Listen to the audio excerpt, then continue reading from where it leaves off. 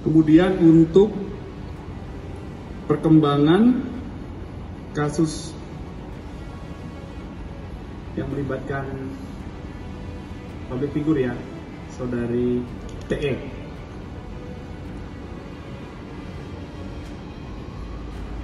Penyidik akan melakukan pemeriksaan klarifikasi terhadap pelapor. Jadi tentunya di sini kalau kita mau lihat jelas itu adalah kesalahan fatal yang dilakukan oleh saudari Tisha Erni. Saya kurang setuju. Benar-benar kurang setuju kalau kita menyalahkan Tisha Erni. Mr. Haman, you are the only channel that you're talking to my husband now. Can you please advise him to come back to Singapore and settle all this? Please? Please help me.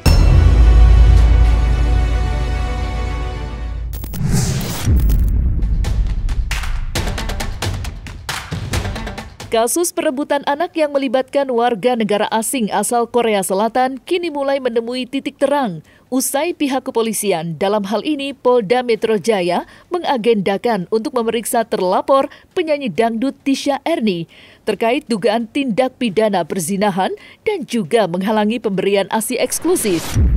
Seperti diketahui, kasus perebutan anak antara pasangan suami istri yang tengah berkonflik, Eden Wong dan Amy BMJ, mendapatkan perhatian luas dari kalangan masyarakat lantaran adanya dugaan perselingkuhan yang dilakukan Eden Wong dengan artis Indonesia Tisha Erni. Publik pun makin geram usai video perebutan anak beredar di media sosial.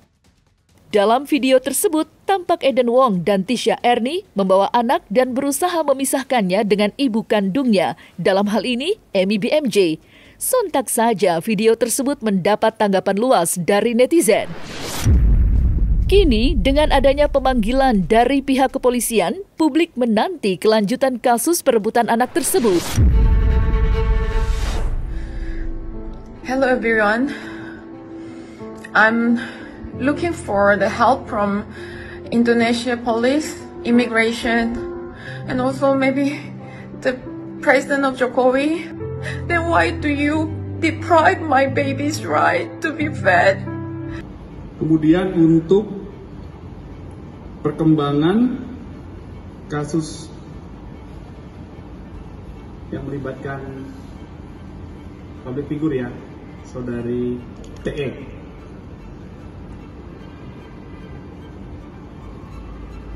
Penyidik akan melakukan pemeriksaan klarifikasi terhadap pelapor dan juga asisten pribadi pelapor.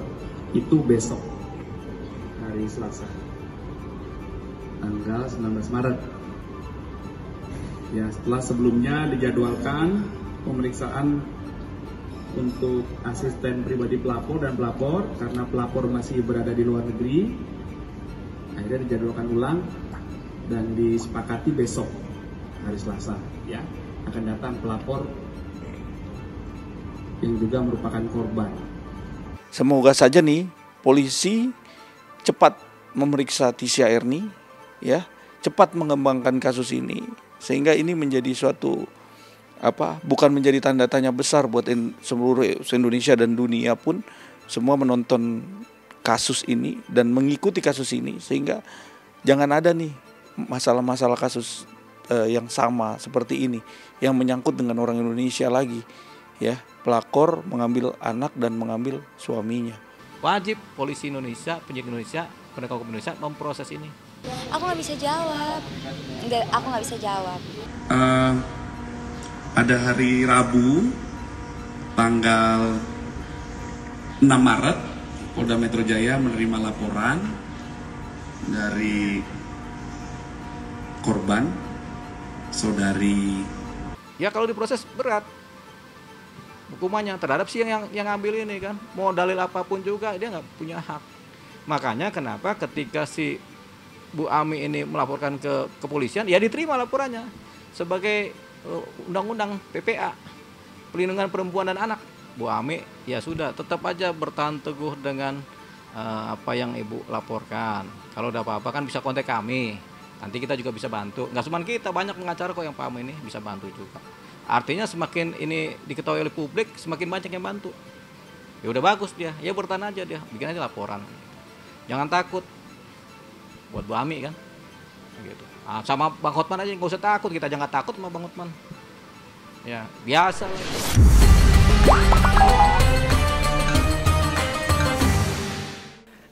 Selamat, mana kameranya?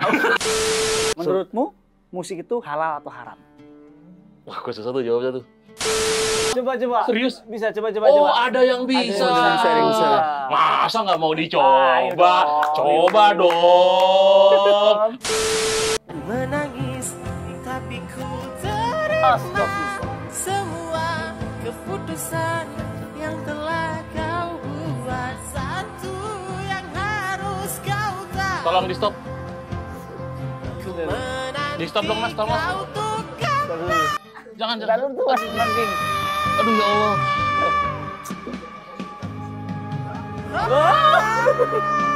Mas tolong mas, stop mas. Panas.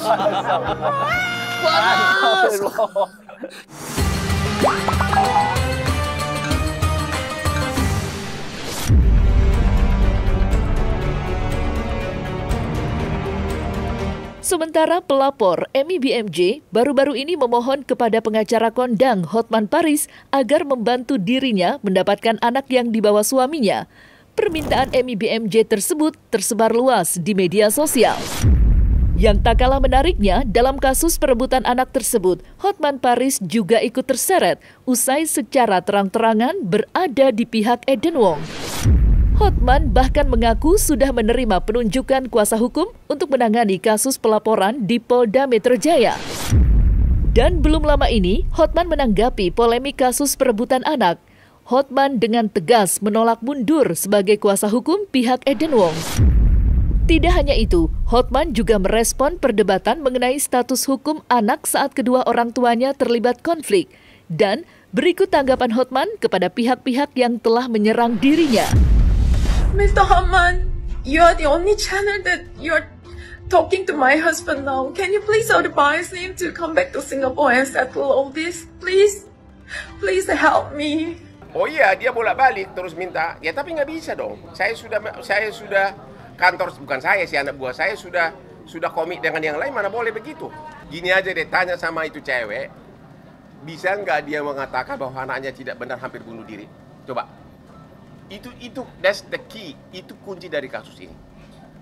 Benar nggak itu Ami, apakah dia mengakui atau membantah anak itu hampir bunuh diri? Dan karena apa?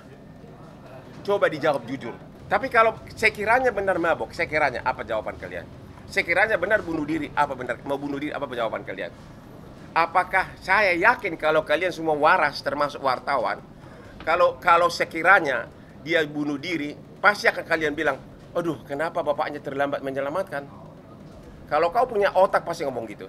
Tapi sekarang semua kalian sok munafik. Oh itu kasihan ibunya dipisahkan. Dia dulu alasannya. Jangan mempelintir-pelintir kata, itu ngawur. Jadi orang yang membuli saya itu harus tobat. Bertobatlah kau, jangan main tuduh orang.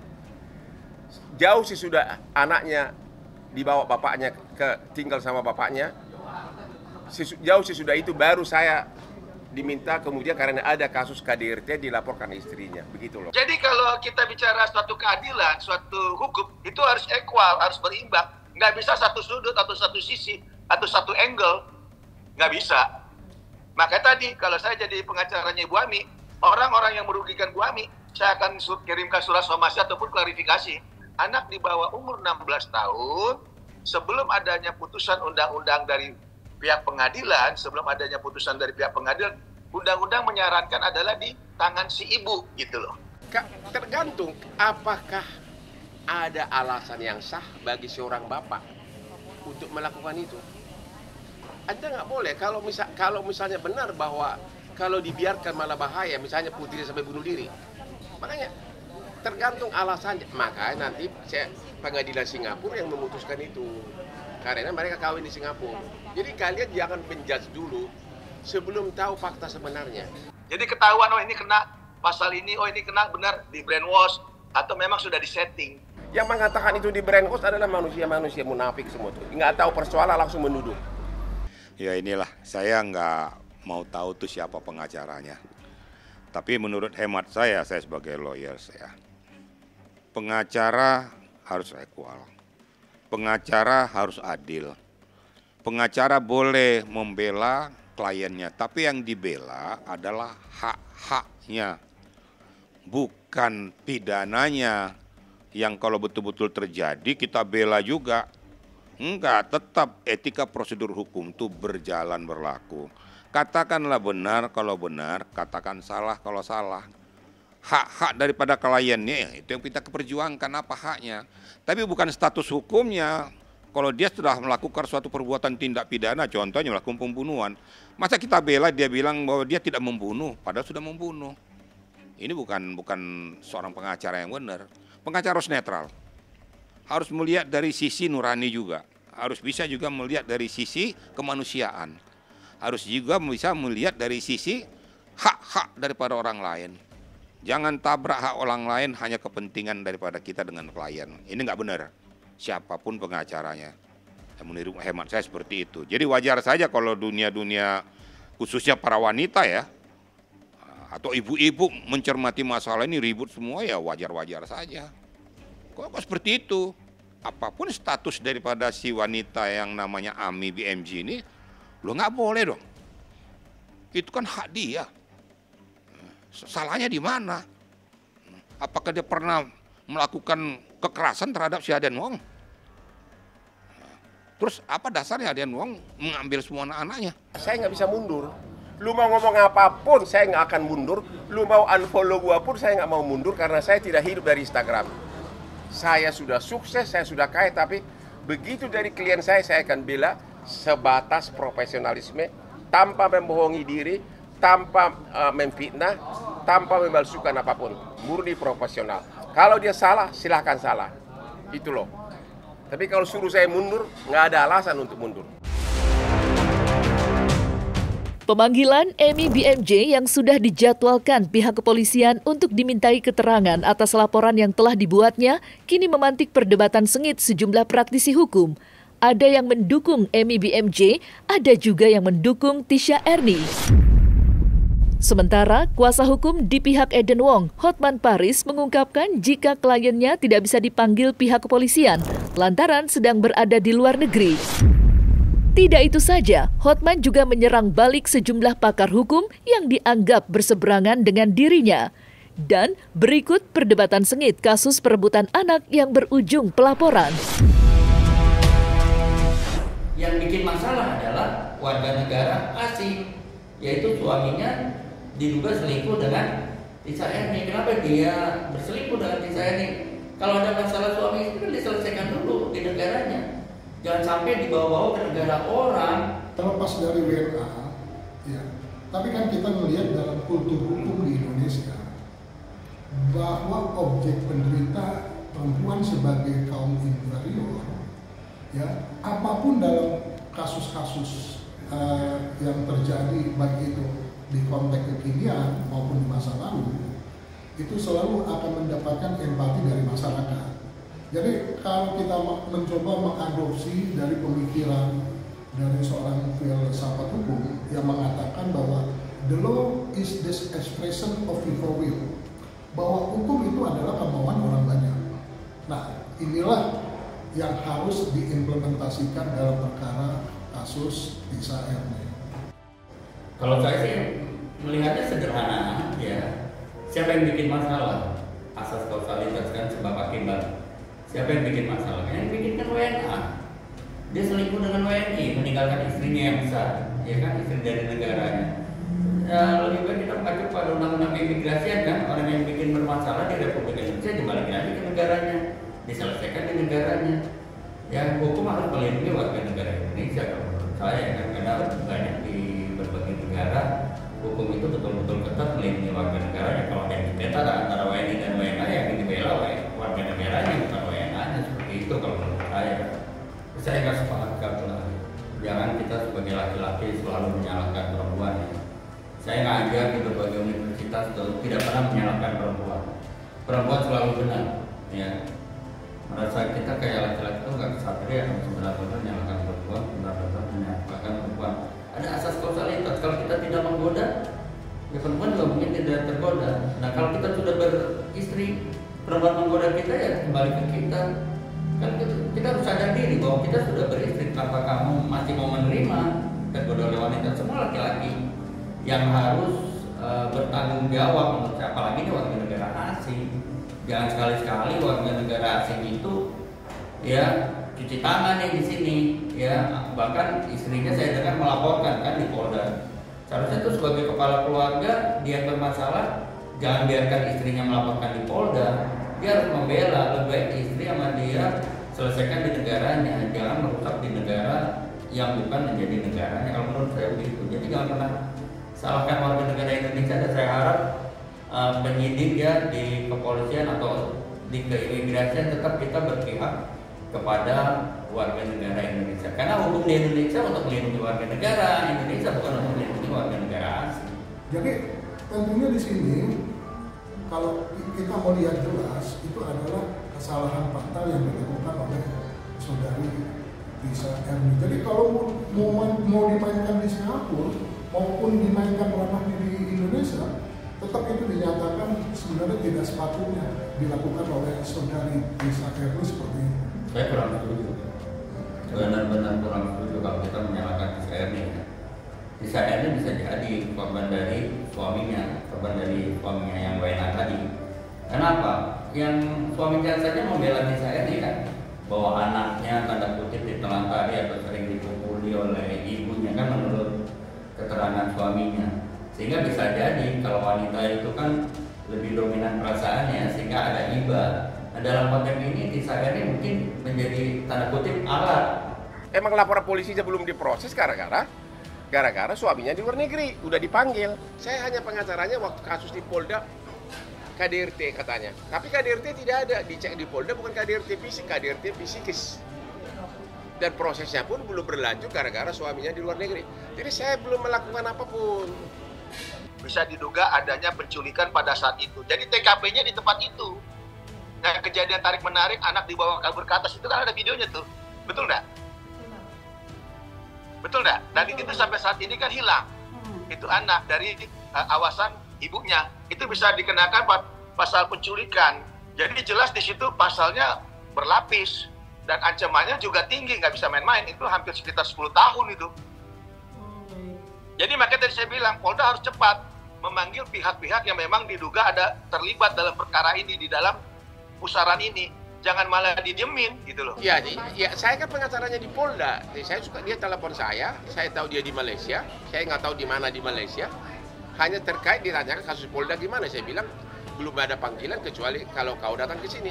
Saya nggak ikutan apapun kasus, karena mereka bisa itu sudah lama sebelum aku ditunjuk untuk yang di Polda. Gua nggak ikutan apapun. Polda segera layangkan panggilan kedua sampai panggilan ketiga kali. Kalau tidak 3 kali berarti sudah bisa dijemput paksa. Tapi kalau saya melihat dari perspektif hukum, kita melihat bahwa dugaan tindak pidana ini adanya di Indonesia, yang melibatkan juga orang Indonesia.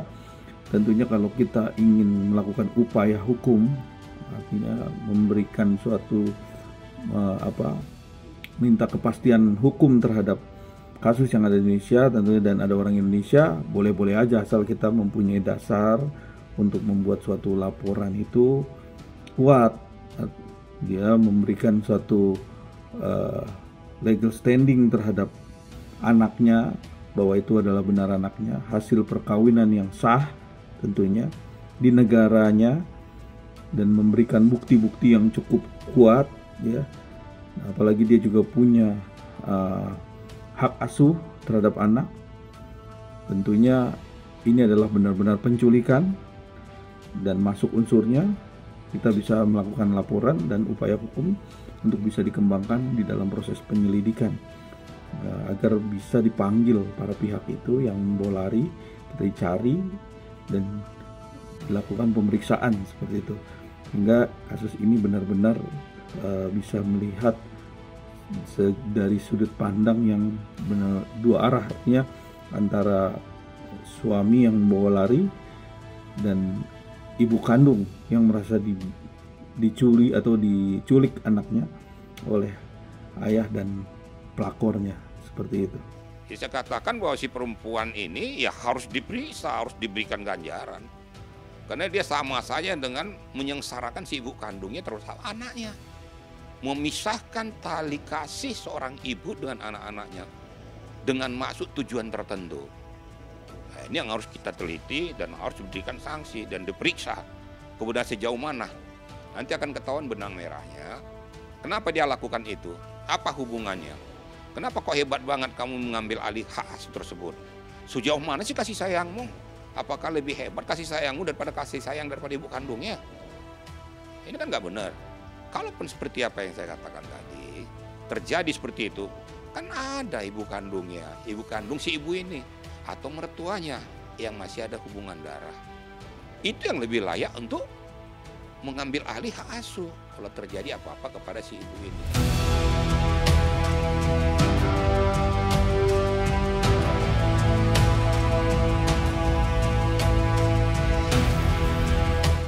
Nah, selesai sudah Cumi Lovers. Saksikan terus Cumi Camp In-Depth, kabar lengkap, mendalam, dan akurat dari narasumber terpercaya. Dan jangan lupa untuk like, subscribe, dan juga share channel YouTube Cumi Cumi.